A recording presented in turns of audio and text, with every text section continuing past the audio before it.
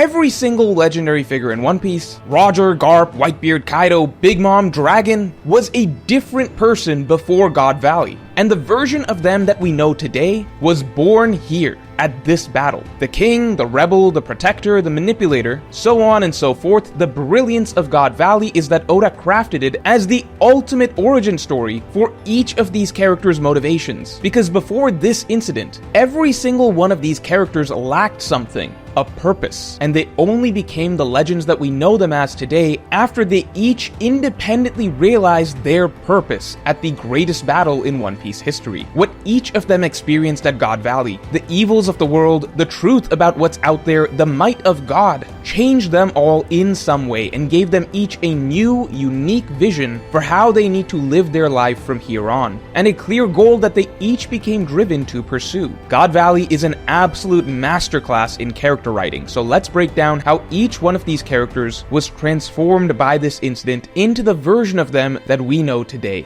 But before we get into it, make sure to subscribe. But first, something spooky is happening. Marvel Strike Force just dropped its Halloween event and it is insane. If you don't know it yet, Marvel Strike Force is a free mobile squad RPG where you build your dream team of heroes and villains. Spider-Man, Wolverine, Venom, Iron Man, even Apocalypse. And you fight to save the universe on game modes like campaigns, arena, and blitz. If you are a new player, you can unlock up to 17 new characters in the first 30 days alone. And right now, it's Halloween in the multiverse, which means the Undying team is back. This season, you can unlock Zombie Iron Man for free using promo code Halloween. And he's part of the Undying squad with Zombie Juggernaut, Zombie Scarlet Witch, Hela, and the new Zombie Kestrel. And this squad is really powerful in Alliance Wars. I've been playing Zombie Iron Man with Hela and it's ridiculous. Basically, he just refuses to die while Hela floods the field with ghosts. It feels kinda broken, so I've been having fun. Make sure you don't miss this, just hit the link below or scan the QR code to get Marvel Strike Force for free and use promo code Halloween to claim your Zombie Iron Man before the event ends. The Undying team is only available this Halloween season, so go build your Undying team and see why they're haunting every Alliance war this season.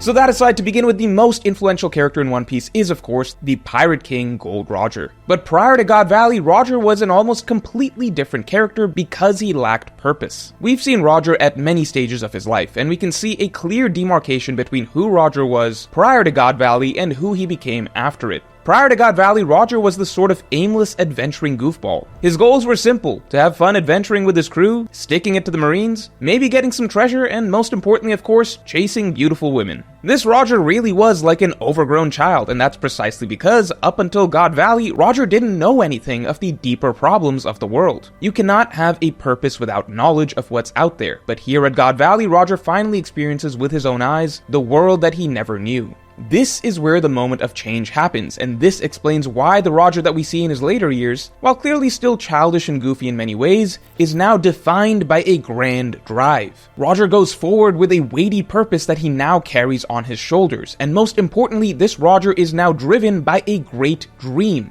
Something so powerful and so ambitious that even other legendary figures like Whitebeard and Odin cannot fathom the goal that Roger is chasing. This Roger is now taking his life very seriously. He is deeply focused on stretching the last years of his life to the best of his abilities to complete this all-important quest, to unite the road poneglyphs and find the final island. Roger doesn't know what will be on this final island, but he has come to realize that this quest is deeply important for him to complete in order to achieve his grander dream. And remember, Roger showed none of this drive or sense of greater purpose in his younger days. And that's despite the fact that Roger had actually already reached Lodestar Island and found out about the Road Poneglyphs quest prior to God Valley. Even despite having found the Road Poneglyphs quest at Lodestar a year ago, the Roger that we saw at God Valley wasn't some changed man with a deeper purpose, suggesting that Roger didn't really think much of the significance of the Road Poneglyphs quest at that point in time. What seems to have happened is that only after Roger came face to face with the existence of the devil himself and the army of demons that he commanded, that Roger's character change took place. After seeing firsthand the evil that had a hold of the world, and the extreme, near insurmountable power of Imu, all of a sudden Roger likely came to realize that everything that his life had been about till now, bumming around, chasing girls, entertaining petty conflicts with rival marines and rival pirates, none of that mattered. Everything that he knew of the world was a lie, and with that, a dream was born.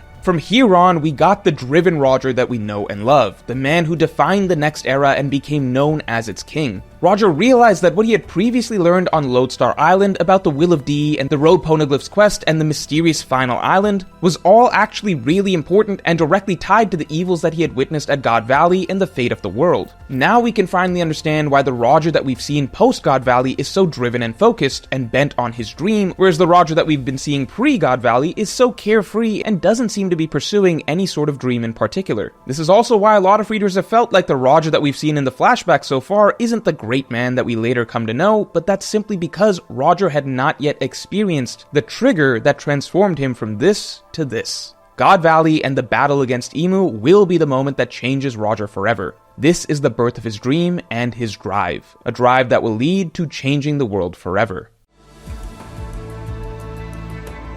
However, the most significant character change that took place at God Valley was for Garp. This is very likely the moment that leads Garp to stop being a normal Marine and instead become an active rebel inside the Marines, likely founding the Sword Organization. Now, we've always known that Garp is a Marine who can basically do whatever he wants, and the Rock's flashback has reaffirmed this over and over again. Garp goes against the Marines and advocates for oppressed races and nations. Garp talks down to his superiors and, in fact, ignores any and all orders from them if he doesn't feel like it. They have to literally beg him to help them. Garp can even refuse helping the Celestial Dragons point blank if he feels like it. Garp literally has absolute freedom and is the true freest man on the seas. Rox himself spells it out for us. Garp really isn't a Marine, he's a pirate cosplaying as a Marine. Garp is only part of the Marines because he likes helping people and the Marines provide him an easy resource to help the most people, but Garp literally, canonically, has never had to obey anyone in the story.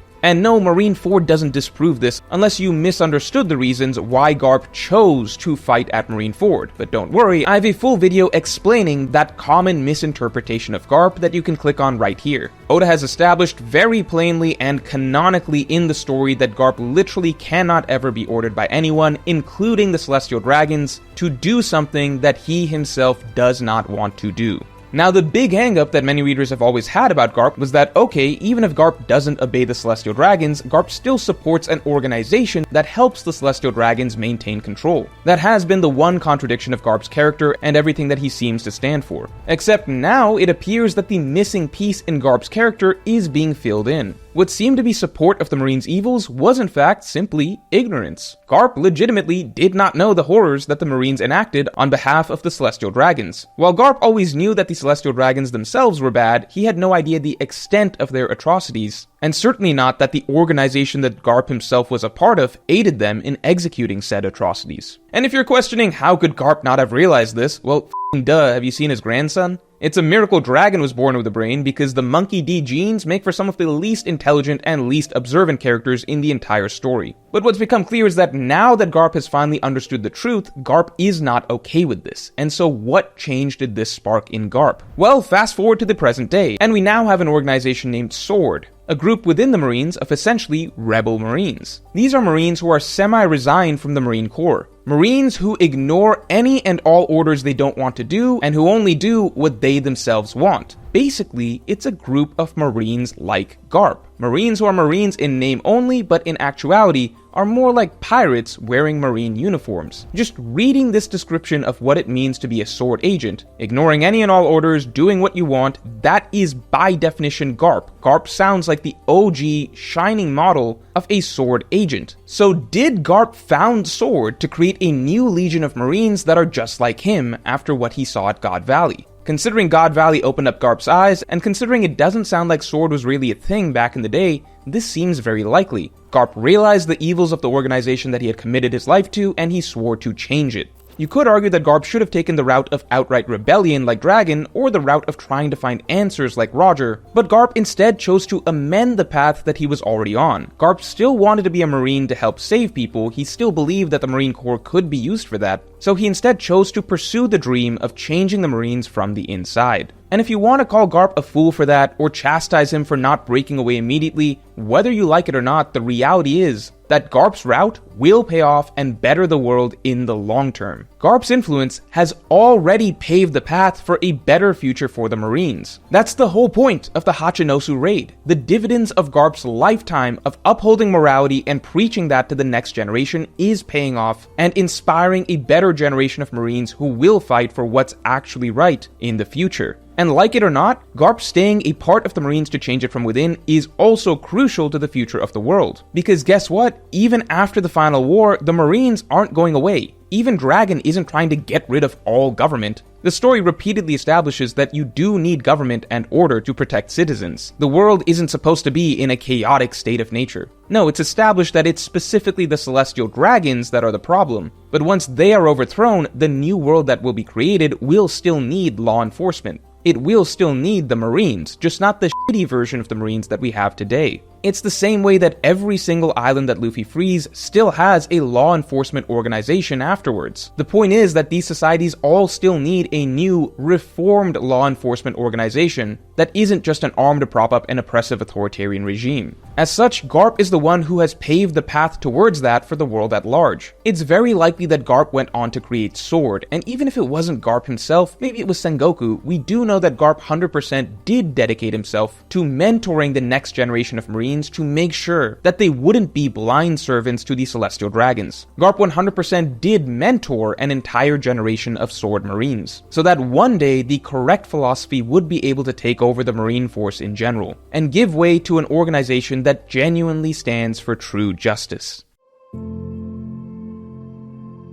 Whitebeard's steps post-God Valley may seem on the surface to be the tamest out of all of the major figures. Whitebeard didn't seek to change the world, he instead chose a route of simple stability. At least that's what it looks like at first glance. But while it might seem like Whitebeard just wanted a family, if we put together Whitebeard's past motivations and what he experienced at God Valley, and we look at the empire that Whitebeard actually eventually built, we gain a new perspective. While Whitebeard claimed that he just wanted a family, in actuality, over the course of his life, he built something far greater and more important than that. He built an empire, and it's not like every single person on every single island that he put under his flag's protection was part of his family. No, Whitebeard was clearly doing more than just building a family, and he knew it. Whitebeard was building a giant asylum. A safe haven for all who fell under the Whitebeard flag, one giant sanctuary that was free from the terrors of other pirates, yes, but more importantly, free from world government control. Whitebeard had seen the great evil that ruled the world, and so Whitebeard, as the ultimate protector, in the same manner as he did as a child where he stepped up to protect his island, as an adult post-God Valley decided to use his strength to build a sanctuary, to protect as many islands as he could from the evil reaches of the Celestial Dragon's control.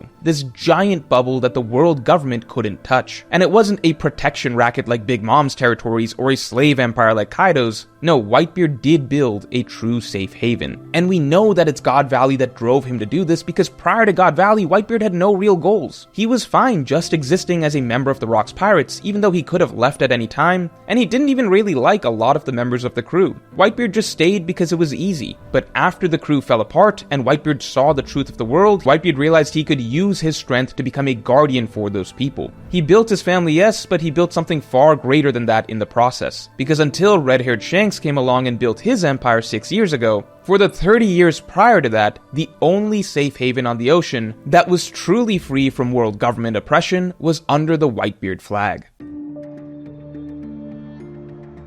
God Valley also explains the true tragic relationship of Kaido and Big Mom. For a long time we had so many questions. Why did the two hate each other so much? That they'd supposedly been arch enemies for decades. Why were they so ready to kill each other? And simultaneously, why were they able to mend their differences so easily? And why did Kaido end up mourning someone that he seemed to initially hate? The storytelling behind this duo in the Rock's flashback leading up to their falling out at God Valley is simple but remarkably effective. Kaido and Big Mom genuinely did have a little brother, big sister relationship, and it actually did seem like Big Mom would regularly give Kaido guidance in the past. However, the moment that their bond shattered was very well written by Oda, as you could genuinely argue the situation as being a betrayal from either character's side. From Kaido's perspective, Big Mom had been promising to help him get a devil fruit for a long time, but as soon as she got her hands on a fruit, she seemed ready to give it to her own son instead. Of course, Kaido would view this as a betrayal, and he would take the opportunity to steal from her what he viewed as having been rightfully promised to him. At the same time, from Big Mom's perspective, Kaido basically jumped her to steal something that she had rightfully earned for her child. It was technically Big Mom's decision to do with the fruit what she wanted, and while she had been implying that she would help Kaido get a devil fruit,